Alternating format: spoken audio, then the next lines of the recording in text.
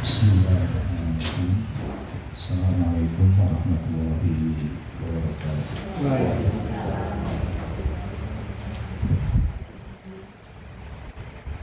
Mohon ibu bapak sekalian, awali taklim kita dengan bersama-sama membaca suci Al-Quran dan sedikit mentadaburi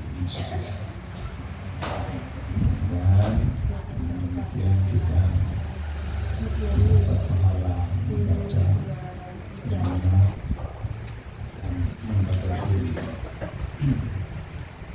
suku-suku insyaallah dengan kemudian hasil tadabbur itu kita bisa mengamalkan kehidupan kita sehari-hari.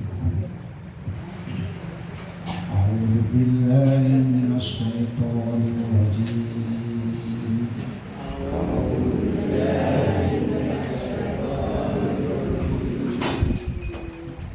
Bismillahirrahmanirrahim.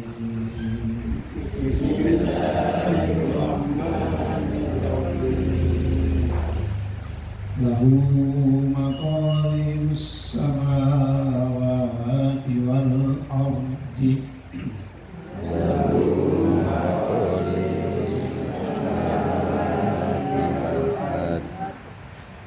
Alladzina kafaru bi ayatillahi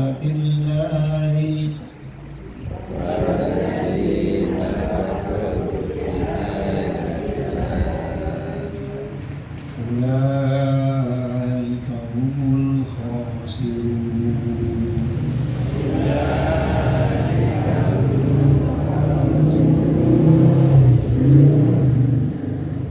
Qul afa ghairallahi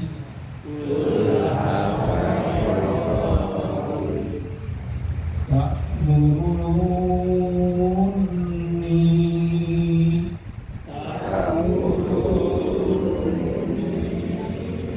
a'budu ayyuhal jahilun.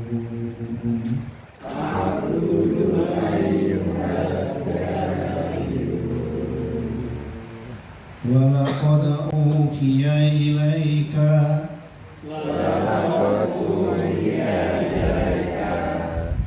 wa ilal ladzina min qablika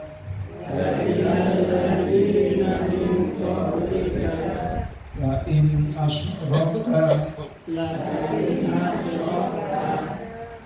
la yahbatanna amaluka wa la takunanna minal khasirin.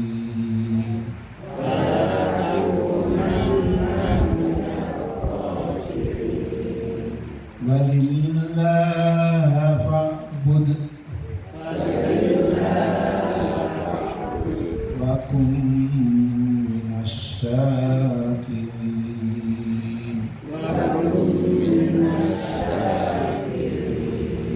Sadaqallahul azim.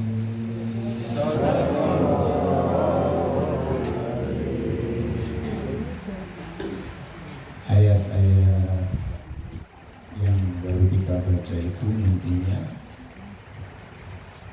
mengingatkan bahwa yang mewajibkan kita disembah adalah Allah. Kalau kita menyembah selain Allah itu, pertama kita termasuk orang-orang jahil, orang-orang bodoh. Dan yang kedua, kita terutama nanti di akhirat akan menjadi orang-orang yang merugi. Itu tadi seperti taklim kita ini tujuannya juga ingin supaya ibadah kita kepada Allah itu semakin baik. Dan ibadah yang baik yang disukai oleh Allah itu antaranya adalah yang istiqomah, sederhana tapi terus, sederhana tapi terus insya Allah. Nah, itu sedikit tadabbur dari surat Al-Zumar 63 Innalhamdulillah nahmaduhu wa nasta'inuhu wa nastaghfiruh wa na'udzu billahi min shururi anfusina wa min sayyiati a'malina may yahdihillahu fala mudilla lahu wa may yudlil fala hadiya lahu. Asyhadu an la ilaha illallah wahdahu la syarika lahu wa asyhadu anna Muhammadan abduhu wa rasuluh. Allahumma sholli wa sallim ala sayyidina Muhammad wa ala alihi wa ashabihi ajma'in. Rabbi shrah li sadri wa yassir li amri wa hlul 'uqdatam min lisani yafqahu qawli. Ibu bapak sekalian, pertama-tama marilah kita intinya memanjatkan puji syukur atas limpahan nikmat Allah kepada kita, khususnya malam ini kita kerawuhan guru kita Bapak Haji Kasih. Ya, beliau juga guru saya, terutama guru kehidupan. Yang saya ketahui sampai hari ini, satu putranya itu Mas Sigit itu bisa meneruskan jalur perjuangan bangsa. Itu insya Allah 3 hal yang dikatakan Rasulullah, amal manusia yang tidak akan putus setelah manusia itu meninggal, yaitu waladun sholihun yad'ulah.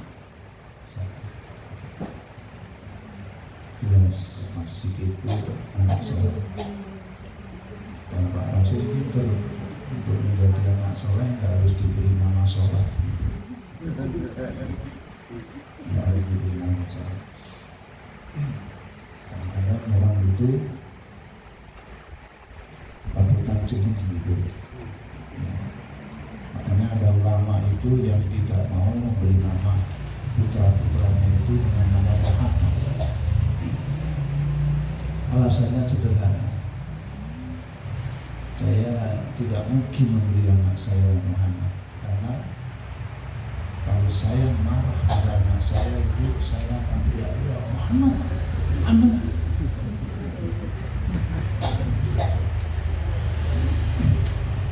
Jadul itu, jadi kayak namanya Bakor di Jogja itu, dia nggak usah ikut repot itu pemilih, namanya diberi nama presiden,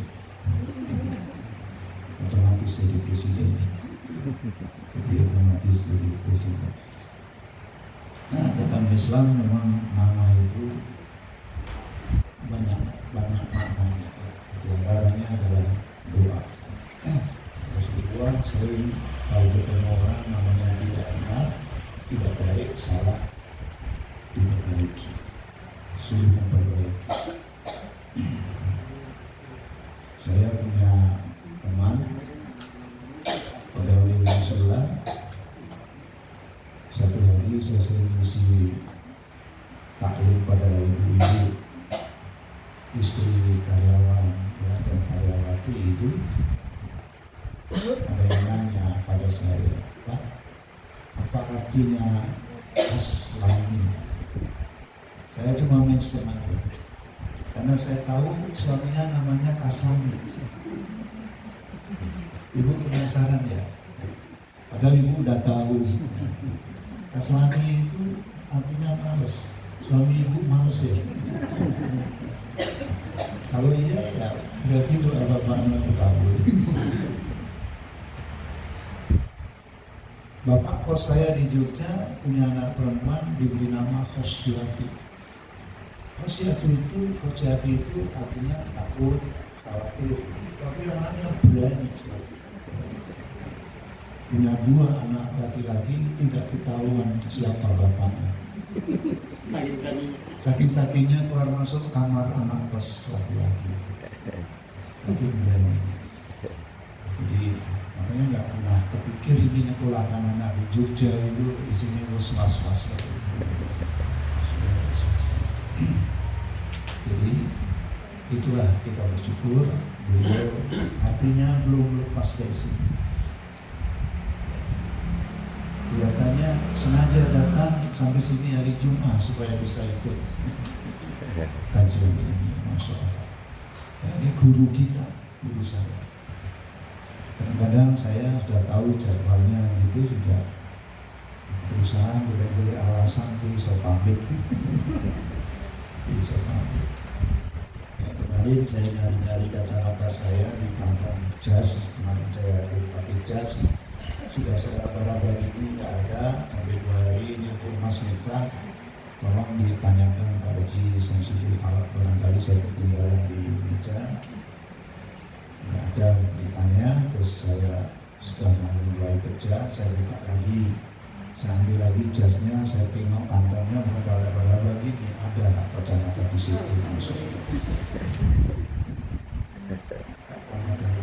Malah yang beliau memanfaatkan Ustaz Ali, kalau besok yang misi Ustaz Ali gimana?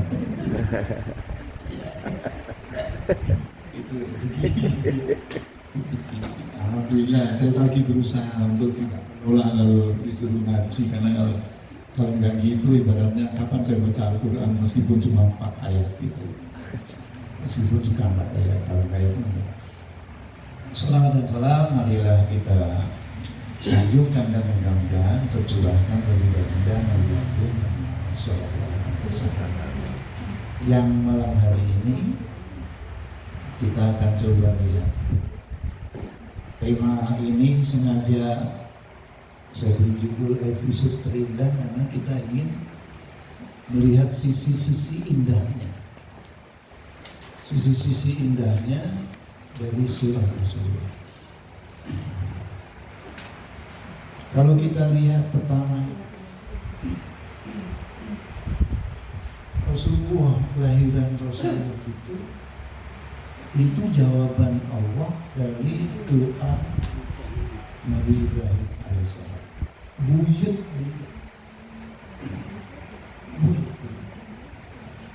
Kita tahu Arab itu, Mekah itu cekung begini, lembab. Setiap kali hujan di Arab itu panasnya bisa ekstrim, hujannya bisa ekstrim. Jadi Makkah itu pada zamannya itu selalu kebanjiran. Selalu kebanjiran. Apalagi Nabi Ibrahim itu Ka'bah itu hilang. Akibat apa? Akibat banjir bandang yang Allah turunkan untuk menghukum umat Nabi Nuh. Adam, Idris, Nuh, Hud, Saleh, Ibrahim. Sehingga ada yang mengatakan ada 2 nabi yang tidak pernah haji, yaitu Nuh dan Saleh, Hud dan Saleh. Karena tidak ada Ka'bah. Hilang Ka'bah. Baru Ibrahim bilang kemudian perintahnya untuk membangun kembali Ka'bah itu, dibantu putranya Ismail alaihissalam. Setelah selesai itu renovasi itu, dan kemudian hari nanti terus kebanjiran, sistem drainase belum sebaik sekarang. Kalau kita lihat di video hujan gede, ya halaman Masjidil Haram juga kebanjiran, tapi segera hilang. Segera hilang. Karena drainasenya luar biasa. Kalau kita ya nunggu berhari-hari, nunggu dapur umum dulu, nunggu bansos dulu, baru sampai di perumahan-perumahan tertentu itu yang sering banjir cekir dulu, cekir sendiri. Kok seperti tidak ada upaya dari pengembang, tidak ada upaya dari apa, dari pemerintah. Itu selesai itu beliau mengangkat tangannya berdoa, diikuti putranya. A'udzubillahi minasyaitonirrajim. Rabbana wab'as fihim rasulan minhum yatlu alaihim ayatika wa yu'allimuhumul kitaba wal hikmata wa yuzakkihim innaka antal azizul hakim.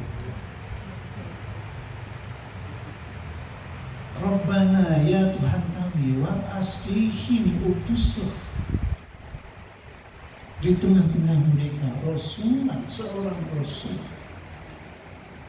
Untuk apa? Yatlu alaihim ayatin, untuk membacakan ayat-ayat. Nah, kalau hari ini kita cermati itu, ya, tampaknya makin sedikit orang yang membacakan ayat-ayat ini. Hasil penelitian Perguruan Tinggi Ilmu Al-Quran Jakarta tahun 2016 itu hanya 35% umat Islam yang bisa membaca Al-Quran. Itu ayat-ayat Allah berupa kalam. Ayat Allah itu dua, ayat-ayat kauliyah dan ayat-ayat kauniyah. Yang kauliyah itu kaulnya, ucapannya itu berarti kalam Allah, firman Allah. Yang kauniyah itu artinya ciptaan Allah, kita kenal dengan sunnatullah. Ini batasnya. Jadi kadang-kadang ya, tadi saya menjelang maghrib, terus setelah maghrib tadi buka laptop sebentar. Besok Sabtu itu kami dari keluarga Abdul Qadir, ya ada Yusuf, ya ada itu ada hal pertama sebenarnya nggak pernah sekaligus reuni. Setelah dipelajari, dikumpulkan itu ada sekitar 300-an itu nama cucu dulu. Kita akan kumpul di Yudhistira dan yang itu.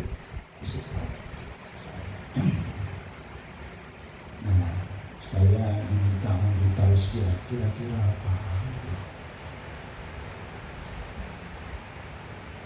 Ya, tema hari ini yang menurut saya sangat penting adalah saya mengangkat dari surat Al-Kahfi, ayat surat Al-Kahfi itu surat ke-18 ayatnya 29 bagian depan. Ulil haqqu min rabbikum faman syaa'a falyu'min faman syaa'a falyakfur. Katakanlah kebenaran itu dari Tuhan kalian. Siapa yang mau beriman, berimanlah dia. Siapa yang mau kafir, kafirlah dia. Itu saya terjemahkan sebagai tema mau atau tidak mau. Hari Senin kemarin saya terus bersyukur, alhamdulillah Ustaz Fatihan kok mau.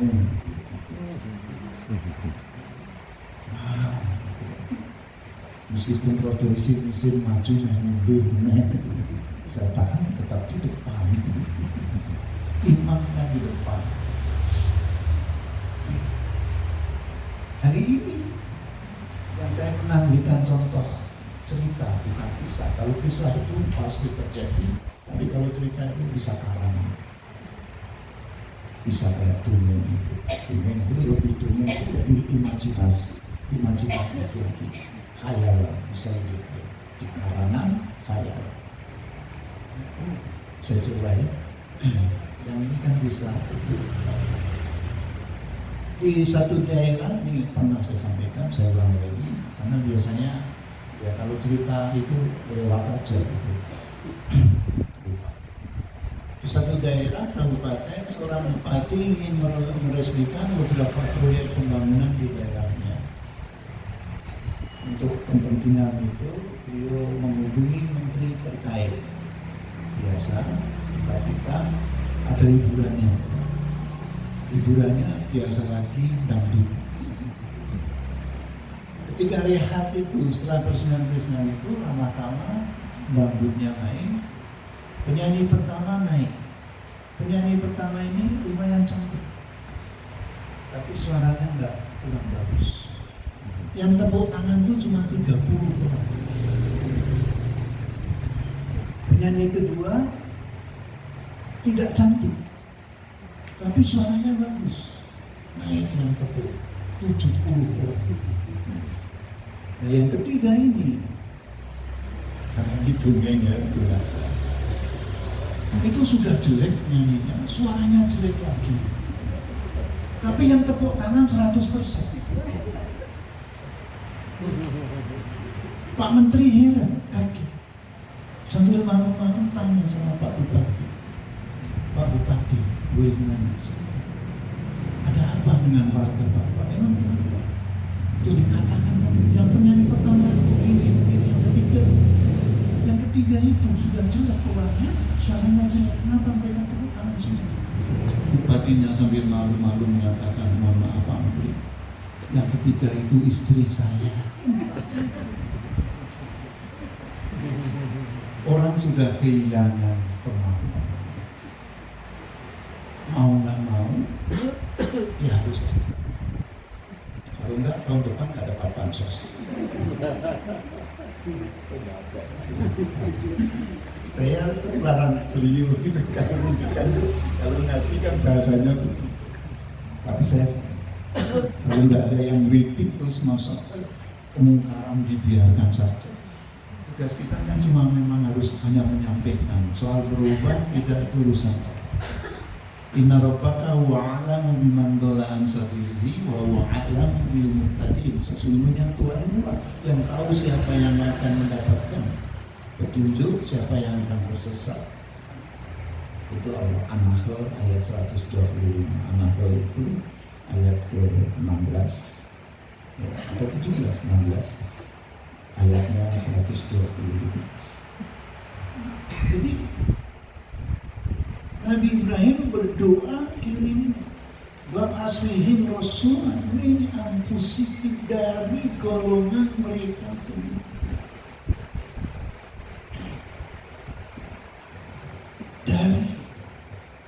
Karena orang Arab waktu itu terkenal ummi, tidak mengenal baca tulis, nabinya ummi.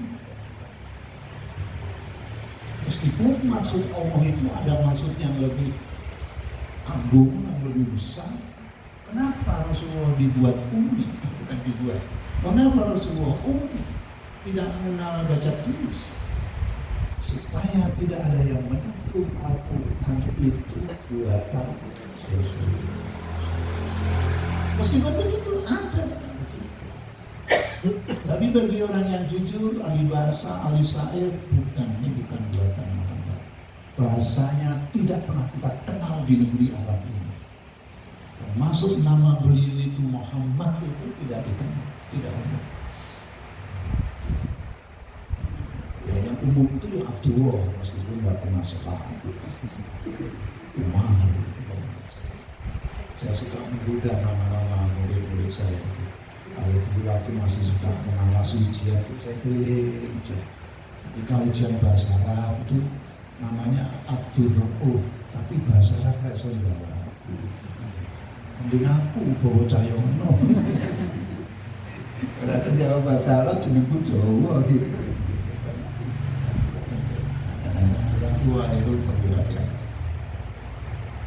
Rasulullah minhum yadlu alaihim ayatika, dari kaumnya sendiri. Nah, yang kemudian menyebar kebencian terhadap Rasulullah Yahudi. Kenapa Nabi terakhir itu mereka tahu akan ada Nabi terakhir, dan mereka berharap Nabi terakhir itu dari karena sejarah kenabian itu ada 15 nabi itu Itu turunan Yakub, turunan Ishak. Yakub yang dikenal dengan Israel, anak cucunya disebut Bani Israel. Kok ini anak dari jalur Hajar? Ibu bapak sekalian, yang pada masa itu Hajar itu mereka katakan apa? Pembantu, bukan. Hajar itu anak Fir'aun, cantik meskipun keriting, karena ada yang suka yang keriting. Yang gak suka keriting itu kan orang barat. Dipakai promosi itu jualan apa? Sampo. Yang cantik itu yang lurus, yang keriting harus di-rebonding. Setelah di-rebonding mau tinggi ya sudah. Kalau ibu istiqomah menggunakan kerudung ini, bapak-bapak bisa tahu Bu Eli rambutnya apa ya? Mbak Bidin rambutnya apa? Kalau sejak awal kenal itu nggak akan tahu. Apakah kemudian setelah dicopot rambutnya keriting mau balik kanan nyari yang lurus? Itu logika orang barat kayak gitu kan satu kali. Yatlu alaihim ayatika. Ada apa dengan negeri kita ini, Indonesia? Ada? Maaf, kemarin Presiden juga keluar ucapan yang mestinya tidak keluar. Yang namanya pemimpin pasti dikritik gitu ya. Pemimpin itu ibarat pohon tinggi, yang posisinya tinggi, pasti diterpa angin dari semua arah. Kan jawabnya tidak sebenarnya. Terus ada istri saya yang lihat di TikTok atau di mana. Siapa bilang Indonesia gelap? Saya bangun pagi keluar rumah terang benderang. Terus ada yang beritiknya ketahuan nggak sholat subuh. Terus ada yang bilang, enggak, beliau sholat subuh. Lalu saya pada waktu duha. Ini bukan soal benci tidak benci, tidak. Kan teman-teman harus begitu. Dengan juga besar. Jadi kita di samping membacakan ayat-ayat kauliyah itu, kalamullah, kita ikuti dengan bagaimana peristiwa kehidupan sehari-hari kita. Itu ayat kauliyah. Dan Rasulullah melakukan itu. Yang kedua apa? Wa yu'allimuhumul kitab, mengajarkan Al-Quran, majelis ini. Dan saya kagum ketika bertemu pertama kali waktu khutbah dengan Mas Chef Ali itu, luar biasa jihadnya. Anak yang masih sangat muda, temannya Mas Chef, anak dari Kalimantan Barat, utara Singkawang. Saya punya teman Singkawang, sedikit informasi tentang Singkawang, sama banyak Cina, tapi Cina miskin. Saya kenal ke Pontianak, waktu itu bupatinya membayar Muslim seperti itu. Bayangkan tidak kuliah tapi nyantri Al-Quran dengan Mas Miftah, terus diminta macam itu. Dimanfaatkan sebaik-baiknya. Kalau saya masih sering ketemu sih, saya ingin ngaji, saya nggak pernah ngaji. Keberkahan dari Al-Quran itu luar biasa. Saya bimbing bongbong tapi saya bongbong beliau itu hasil saya tidak meneliti tapi mengamati miteni teman-teman saya yang dia hafid, istrinya hafidoh, itu rezekinya luar biasa, dijamin Allah, dijamin luar biasa. Ada satu teman saya, dia murid saya, untuk tidak nafsi itu malah luar biasa, punya rezeki. Dia nggak mau haji dulu, dia daftarkan hajinya itu ayo mengadu. Setelah itu baru tidak berapa lama dia berangkat. Itu Al-Quran. Jadi terus setelah itu wa yu'allimuhum hikmah. Inilah yang kita lakukan. Hikmah itu para ulama mengatakan apa? Hikmah itu sunnah Rasulullah. Kalau kita bicara sunnah itu, maka itu keseluruhan dari apa yang dikatakan Rasulullah, apa yang dilakukan Rasulullah, dan apa yang ditetapkan oleh Rasulullah. Yang dikatakan itu lebih banyak dan lebih besar dan lebih banyak yang mendengar. Kalau ucapan gini kan lebih banyak. Tapi kalau yang beliau lakukan itu agak sedikit yang melihatnya, dan yang ditetapkan beliau lebih sedikit lagi. Satu contoh takrirnya Rasulullah, ketetapan Rasulullah satu hari ketika selesai sholat subuh, beliau melihat ada satu sahabatnya sholat lagi 2 rakaat. Ditungguin beliau sampai selesai, kemudian ditanya, kamu sholat apa? Saya sholat sunnah fajar Rasulullah. Bukankah kita sudah selesai sholat subuh? Benar. Tadi saya datang terlambat. Saya langsung makmum sholat subuh dengan jemaah. Kenapa sih? Saya ingat apa yang panjenengan sampaikan. Keutamaan sholat sunnah fajar itu ibarat langit dan bumi serta seluruh isinya. Saya nggak mau kehilangan itu. Rasulullah diam, artinya tidak disalahkan, tapi juga tidak dibenarkan. Nah, kalau dibenarkan nanti begitu semua. Tidak disalahkan, ya kalau yang datang terlambat, apa yang bangun terlambat, belum subuhan, tetap dianjurkan untuk sholat qobliyah. Jangan mentang-mentang salah setengah songok, enggak. Kalau baru bangun tetap kita dulu. Itu sebagai satu paket. Dan yang kedua, yang keempat maksudnya wa yuzakihim, mensucikan hati. Masih lama. Jadi kayak saya kalau bicara dipesan 15 menit, kok wis lewat, harusnya berhenti. Si mau menang jadi bengong kabeh. Itu tugas kesalahan kita. Itu tugas kesalahan, itu tugas kesalahan Rasulullah. Rasulullah sudah tidak ada, kita melanjutkan itu. Insya Allah majelis ini luar biasa. Jadi karena itu mungkin Pak Rasul kangen gitu ya. Pak Rasul kangen kesini. Dia biasanya sebelum mulai waktu di SMP itu ngobrol dengan saya banyak pesan-pesan itu. Yang kelihatan bahwa beliau itu mama dia benar, selalu keras. Tapi kerasnya kan bukan keras, tapi tegas gitu. Karena keras tegas. Ya itulah saya kecil dulu juga begitu ya. Orang-orang sampai hari ini juga masih geleng-geleng, masih terus berbeda gitu. Jogja kan, ya Bapak Ibu, Jogja itu kan pusatnya Muhammadiyah. Saya kuliah di Jogja.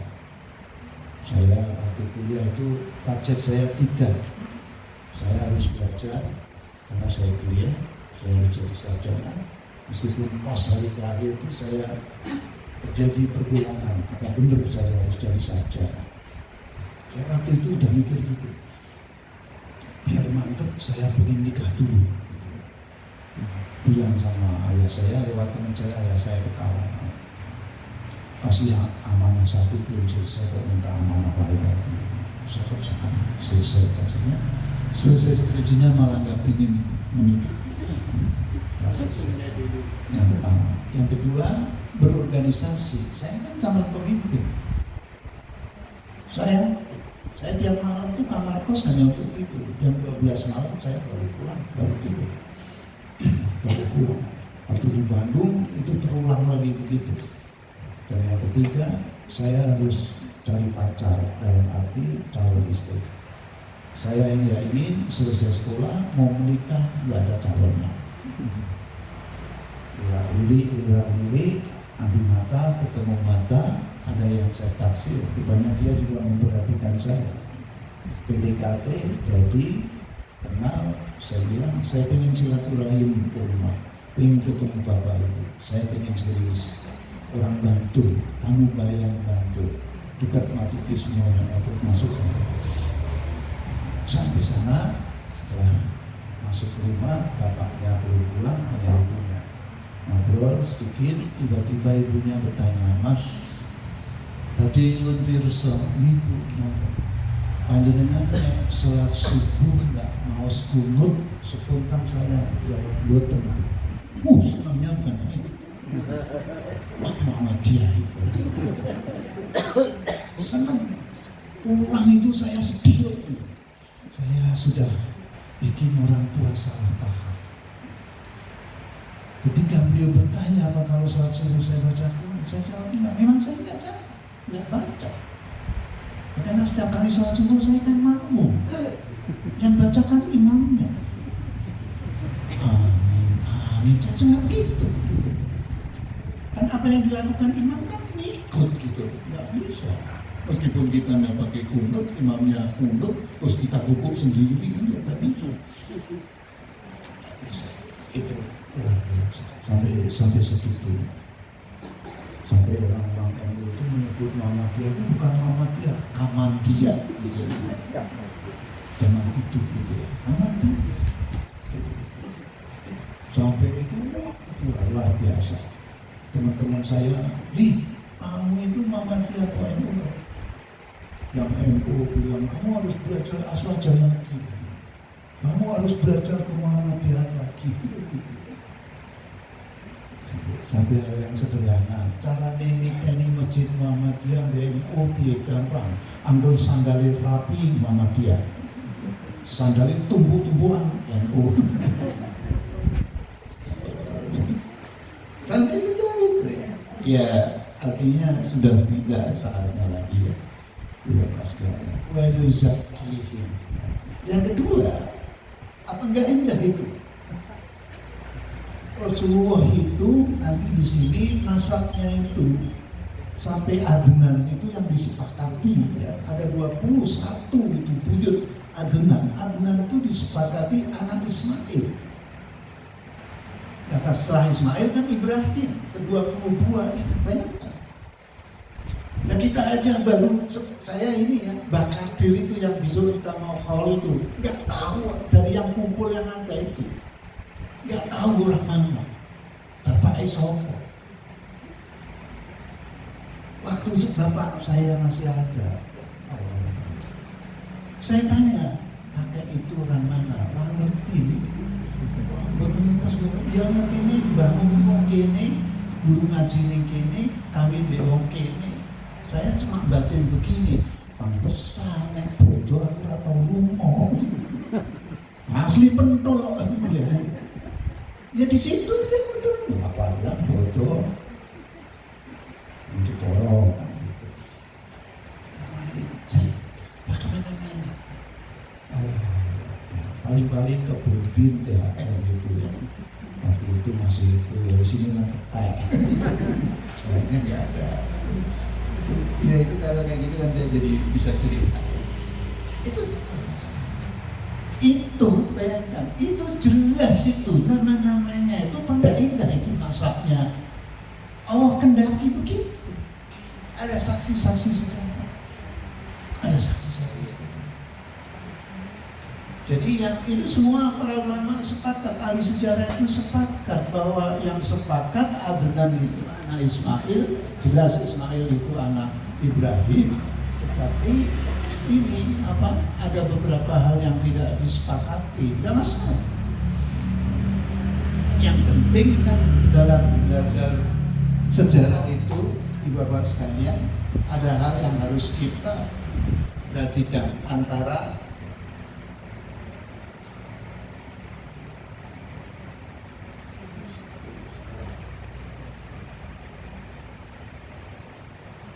Pirsawi yang paham bahasa Inggris paham.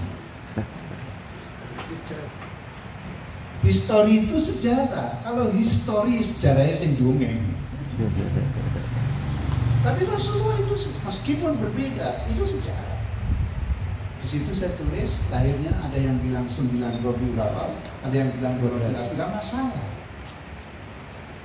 Metode teknik menghitung tanggal waktu itu kan bisa saja berbeda, sehari, 2 hari, 3 hari nggak masalah.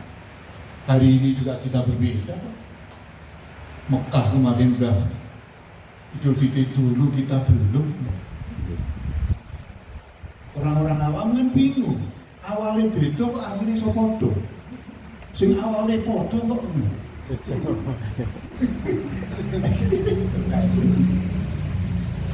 Nah kalau kemarin itu puasanya itu yang ikut Indonesia, kemudian hari rayanya itu ikut Arab, berarti 28 hari.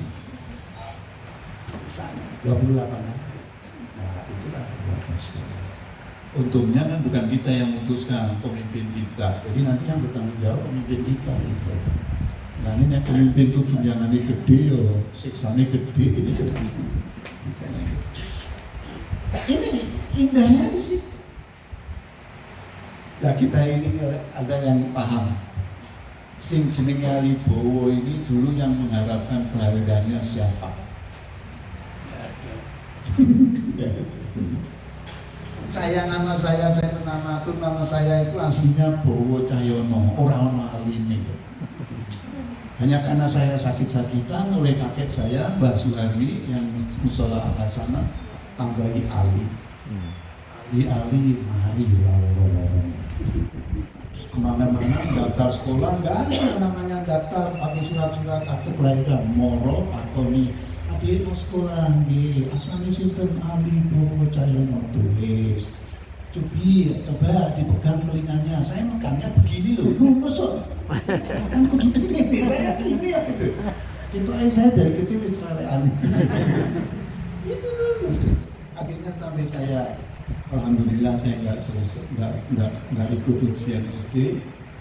Pak Yusuf dulu yang Karangrejo itu sebelah rumah saya, kepala sekolah, saya datang minta SD, ijazah SD dulu ketawa. Kok bapak lucu gimana? Ya gue lucu terus bunyi bapak. Gue kira tahu melu ujian. Kok jalur ijazah? Sini gampang. Tak KWE surat keterangan di atas segel sudah selesai belajar, sudah tamat belajar.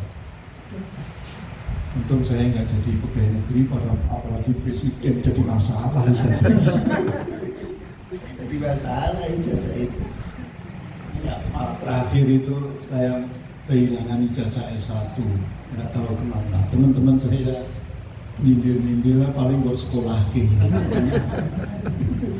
tahu. Ini anak saya juga nyari kehilangan. Anak saya nomor 2, nomor 3 ijazahnya juga nggak tahu kemana.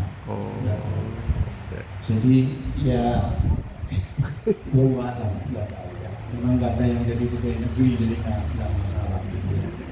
Yang masalah. Baik, yang menarik lagi, yang indah lagi, yang kedua, yaitu Bani Israel itu, umatnya Nabi Isa itu beranggapan dan yakin serta berharap Nabi Isa itu Nabi terakhir. Apa yang dikatakan di sini? Wa iqala Isa ibnu Maryam ya Bani Israel inni Rasulullah ilaikum musaddiqan lima baina yadayya minat Taurat wa mubashiran bi rasul ya'ti min ba'di. Kata kuncinya di bawah. Wa mubashiran bi rasul ya'ti min ba'di. Aku membawa kabar gembira bahwa setelah aku ada datang seorang Rasul, ismuhu, namanya Ahmad. Itu kecewa kemudian Nabi, orang-orang yang dari Israel itu. Orang Ansar waktu itu sebelum Rasulullah hijrah ke Madinah udah tahu ada Nabi terakhir. Dari mana ya kabar-kabar dari orang Yahudi yang sudah dulu tinggal di Madinah itu? Bahkan mereka itu sampai tahu ciri-cirinya. Sehingga ketika pendeta Abu Hayro itu melihat kafilah dagang Abu Thalib yang di situ ada Rasulullah, itu sudah tahu. Ini kafilah dagang ini setiap jalan itu dinaungi Allah. Ketika berhenti di bawah pohon, pohonnya melengkung. Ada Rasul di situ. Kemudian diundang, kasih makan malam. Sudah datang semua? Sudah. Belum. Saya yakin masih ada yang tidak datang. Oh, cuma anak kecil loh. Kami tinggal untuk jaga barang dagangan dan hewan-hewan kami. Justru karena anak itu saya undang kalian makan malam. Panggil sini. Diajak. Anaknya siapa ini? Anakku. Aku Thalib bilang, kamu bohong. Aku tahu bapaknya sudah meninggal. Ini pikirannya Esopo hati Ali Sedinya. Mana Ali Ceko, Ali Tengkor gitu. Ini enggak sekali kita cerita Rasulullah. Episode yang kedua. Itulah rahmatan lil alamin. Gara-gara Rasulullah ikut kafilah dagang tuh, pasukan dagangnya Abu Thalib itu dapat jamuan makan. Sampai kemudian sudah yakin segera kamu pulang ke Mekah, hindari ketemu orang-orang Yahudi. Kalau ketemu orang Yahudi pasti akan dibunuh. Nah, yang keindahan dari itu, indahnya ini. Abdul Muthalib merasa Abdullah itu sudah cukup umur untuk menikah. Abdul Muthalib datang ke rumah Wuhaib. Wuhaib itu saudaranya, kakaknya, adiknya dari Wahab. Wahab itu bapaknya Aminah. Wahab meninggal, Aminah tinggal bersama Wuhaib. Abdul Muthalib melamar Aminah untuk Abdullah. Ketika selesai melamar dan disetujui, Wuhaib mengatakan, aku juga punya anak gadis belum menikah. Spontan Abdul Muthalib mengatakan, bagaimana kalau aku melamarnya untukku? Boleh. Istrinya itu, anaknya Wuhaib itu namanya Halah. Halah yang nanti melahirkan Hamzah, sepupu sekaligus pamannya Rasulullah, dan adiknya Hamzah Sofia. Indahnya itu ketika bapak sama putra ini pergi mau menikah itu, ada adik kandungnya Warokoh bin Naufal, saudaranya Khadijah, sepupunya jauh dari Khadijah, seorang pendeta Nasrani. Itu Atilah namanya, melihat ini wajah Abdullah itu bersinar. Dia penasaran, ini bukan orang sembarang. Setelah 3 hari dari pernikahan Abdullah, Atilah datang. Atilah datang ke rumah Wuhaib, ingin membuktikan apakah Abdullah wajahnya masih bersinar atau tidak. Ternyata wajah Abdullah tidak bersinar, tapi yang luar biasa, yang indah adalah Atilah melihat sinar cahaya itu sudah pindah ke perutnya Aminah. Dan nanti di suatu saat Aminah mengatakan, pertama ketika pada saat dia anak ini luar biasa, kadang-kadang keluar cahaya dari perut, dari tubuh. Lalu itulah para ulama meyakini sebagai Nur Muhammad. Jangan ada yang nanya, saya nggak bisa jawab. Nggak bisa jawab. Ratakan itu ilmunya itu bicara Nur Muhammad itu. Ya, nyatakan saja. Ketika saya masih suka ikut manakib atau apa sih, makhluk yang itu masih parfum itu saya hanya sampai bahwa itu sebagai ganti dari keyakinan Rasulullah hadir di majelis itu, sehingga bau harum Tapi sayangnya parfum yang dipakai yang murah. Harusnya kasturi jadi harusnya kasturi sehingga mendekati. Ini bukan dalam hati mengajak, tapi serius lah gitu ya kalau mau serius. Itu indahnya luar biasa. Jadi di situ Bapak saya, karena saya belajar sirah, ketika saya menjadi nama saya menjadi panjang itu, tadinya kan cuma 3 inisial A, B, C, Ali, Bowo, Cahyono. Pernah satu hari tambah 1 huruf A, B, C, D, Ali, Bowo, Cahyono, Buddha. Itu saya nyari istri itu 4 kali di PHP-in karena hanya berbeda ilmu. Calon-calon mertua saya itu tidak menyetujui anaknya saya nikahi dengan satu alasan. Mosok menantu itu di mana moro tua gitu. Jadi ilmunya beda gitu ya. Ilmunya beda. Wuhet itu jauh lebih muda daripada Abdul Muthalib. Begitu juga Rasulullah lebih tua 3 tahun dengan Abu Bakar, lebih tua 10 tahun dengan Umar bin Khattab. Keduanya adalah mertua Rasulullah SAW. Itu ini. Ya, kita pahami dengan sangat indah. Beliau lahir itu pada tahun gajah, karena waktu itu disebut tahun gajah. Waktu itu Abraham dengan pasukan gajahnya dihancurkan oleh Allah SWT. Dan itu perkataan Abdul Muthalib.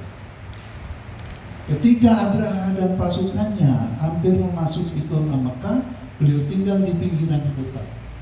Persiapan dulu. Beliau utusan orang untuk memanggil siapa pemimpin kota Mekah itu. Panggillah Abdul Muthalib. Abdul Muthalib itu datang menghadap. Ketika Abdul Muthalib itu datang, Abraham itu sudah minder. Abraham sudah minder.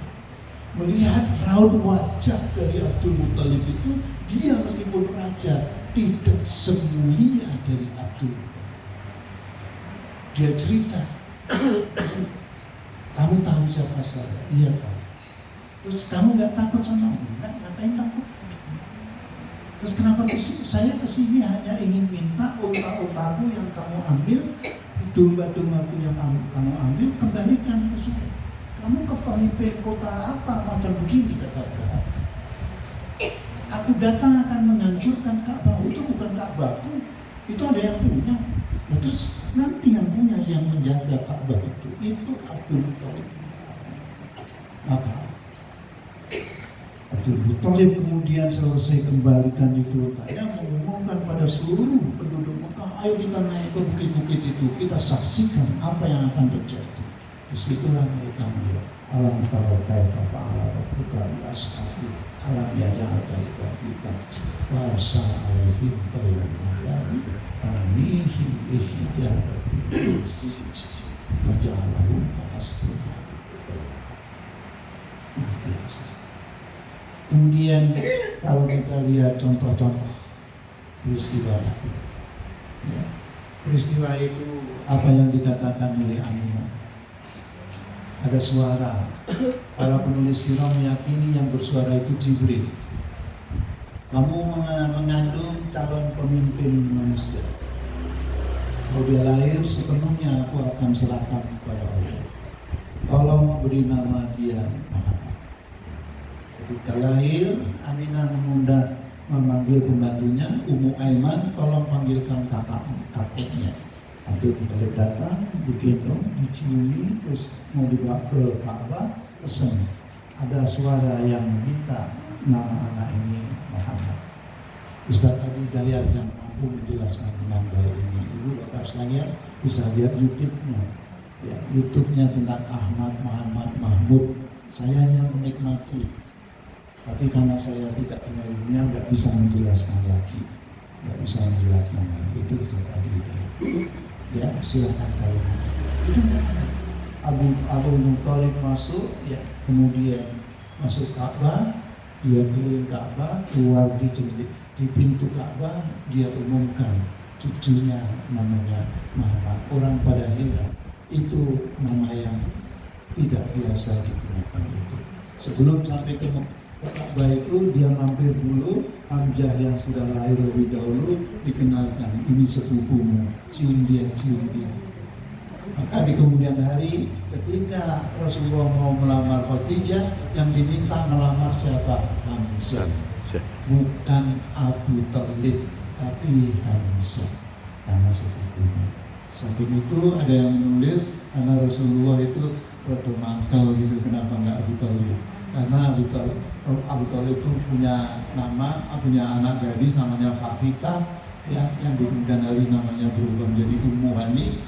Itu Rasulullah naksir dan bilang sama Abu Thalib bilang, maaf, dia sudah saya jodohkan memang pada waktu itu. Jadi kalau ada bapak-bapak yang pernah patah hati, itu ibak Nabi namanya. Yang pernah patah hati itu bukan hal yang biasa. Itu bahasanya. Jadi dari situlah nanti di kemudian hari banyak lagi yang indah ya kaitannya kalau bapak sekalian membaca itu. Kemudian ya itu hancur ya pasukan gajahnya itu, terus kemudian runtuhnya 10 batang di istana Kisra. Jadi raja-raja Persia itu gelarnya Kisra, tapi kalau di raja-raja Roma gelarnya Kaisar. Agak beda, Kaisar sama Kisra itu. Kemudian amblasnya pilar-pilar gereja di Buhaira itu dekat Sam itu, dekat Sam tempatnya pendeta Bahira itu, yang kemudian padamnya sesembahan api, bukan apa itu, api sesembahan orang-orang manusia. Nah, kita tarik ke diri kita ketika kita lahir ada apa? Ketika kita lahir, jadi pernah di awal saya sampaikan, kenapa kita perlu belajar sirah? Setiap orang punya sirah. Tapi sirahnya Rasulullah ini luar biasa. Waktunya tercatat, jamnya tercatat, tempatnya tercatat, peristiwa apapun yang terjadi tercatat, hikmah-hikmahnya tercatat. Gitu.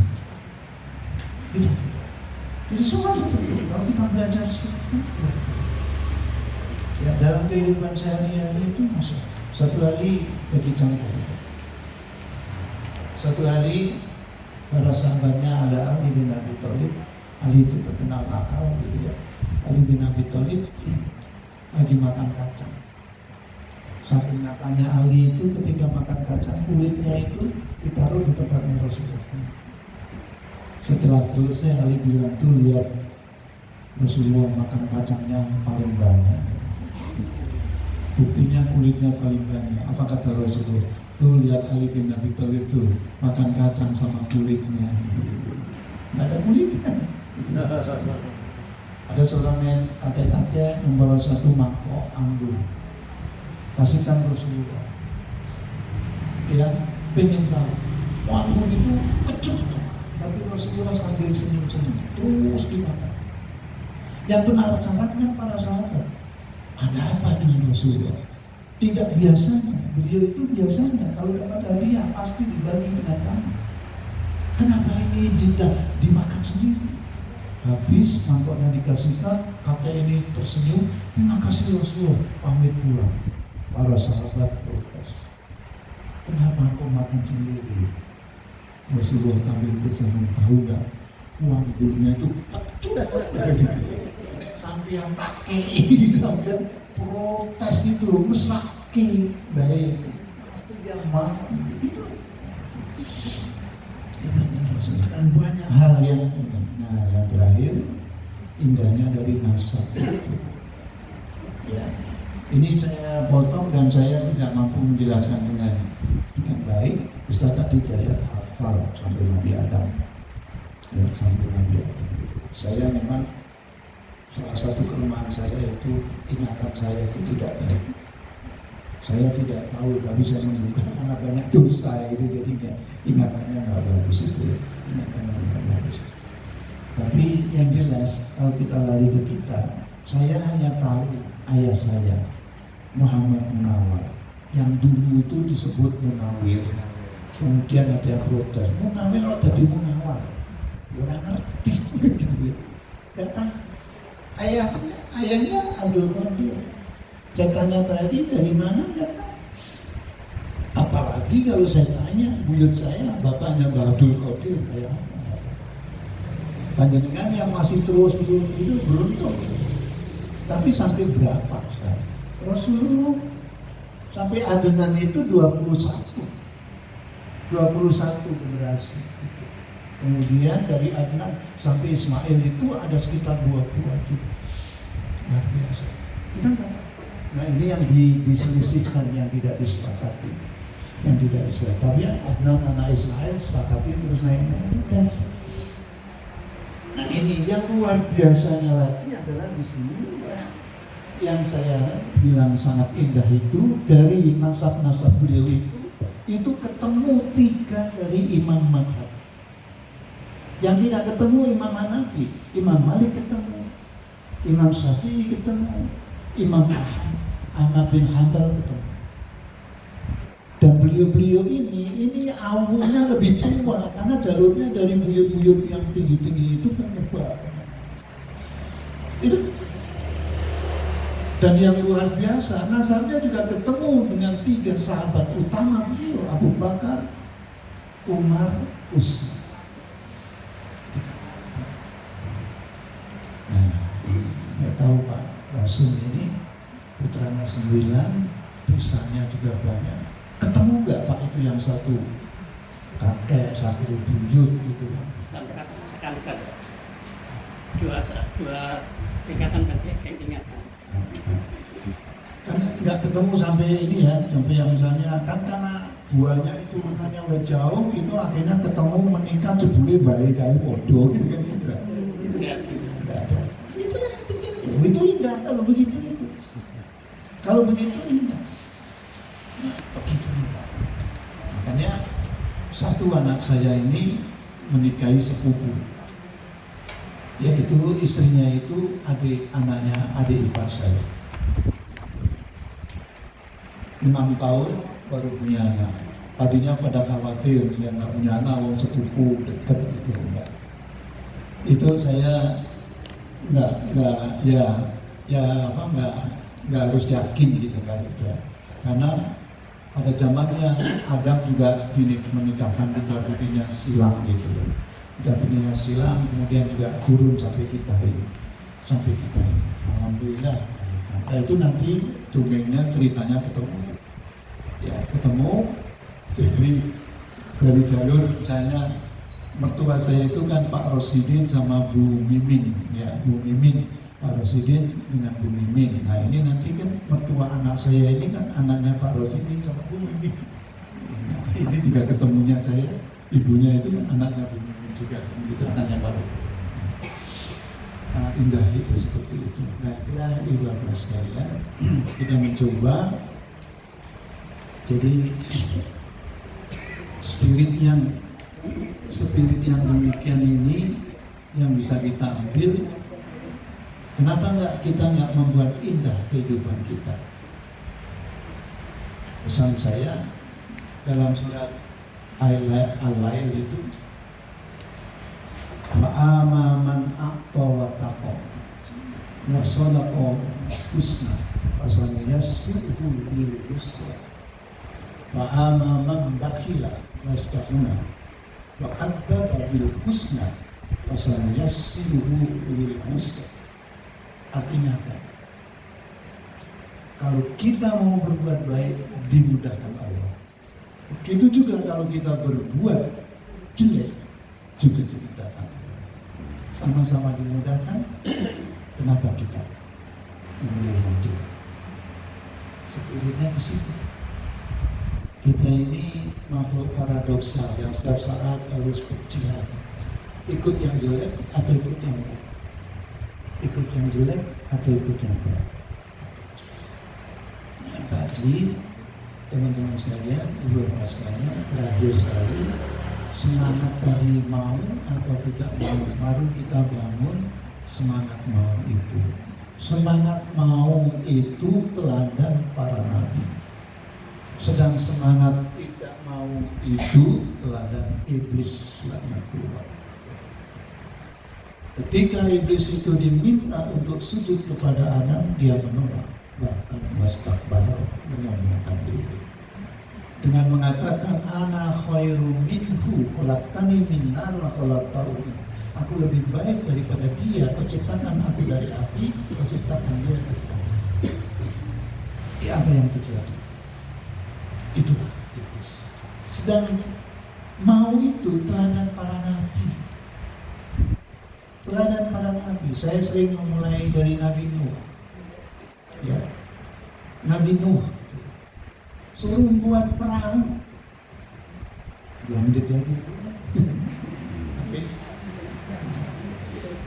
Jangan sampai hatinya terganggu gitu ya. Merusak hati itu nggak boleh gitu ya. Makanya saya bilang sama istri saya, jangan sering-sering bikin status ya. Statusnya itu untuk kamu, kalau ada orang yang baper, lebih lagi gitu, nanti dikira bakal buat dia nggak musuh. Makanya hindari. Itu termasuk nahi mungkar gitu ya. Itu nahi mungkar. Nahi mungkar yang terbaik itu tidur gitu. Tidur. Jadi kalau kita tidur itu insya Allah kita tidak melakukan kemungkaran gitu. Kalau kita tidur ngentut sebelah kita pasangan kita aja kita nggak tahu, jadi kita nggak berdosa. Jadi semangatnya itu. Apa Nabi Nuh itu tukang kayu? Tidak. Disuruh bikin perahu di puncak bukit musim kemarau, maka beliau diejek. Nabi Ibrahim 90 tahun mengharapkan putra, setelah jadi suruh nyembelih. Apa mereka kemudian menolak? Tidak. Nabi Musa suruh melemparkan tongkatnya, terus lempar aja. Nabi kita Muhammad Rasulullah SAW disuruh perang. Ya ayuhan nabiyyu haridil mu'minina alal kitab wa iyyakum minkum isruna sabirun yaghlibu mi'atan. Al-ayat. Wahai Nabi, kerahkan orang-orang beriman menuju perang-perang karena kamu diperangi. Kalau ada 20 orang saja orang beriman yang bersabar, dia akan mengalahkan 200. Dan yang 100 akan mengalahkan 1000. 10 kali. Itu termasuk indahnya Islam. Lebihnya, maaf kalau ibu bapak sekalian di rumah juga ada buku baca-baca. Lebihnya